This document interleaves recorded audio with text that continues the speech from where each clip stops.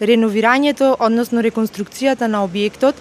кошташе 7.253.968 денари, од кои 2.400.000 денари беа од Швајцарската агенција за обнова и развој, а останатите 4.853.968 денари беа обезбедени од буџетот на локалната самоуправа. Исто така, вкупната вредност на инвентарот за во тој дел од објектот кошта околу 1.000.000 денари и се обезбедени од буџетот на локалната самоуправа и нашата установа. Во моментов, значи, локалната самоуправа заедно со нашата установа ги има доставено сите потребни документи за легализација на објектот од поранешната детска градинка во рамките на Тутунски комбинат, додека пак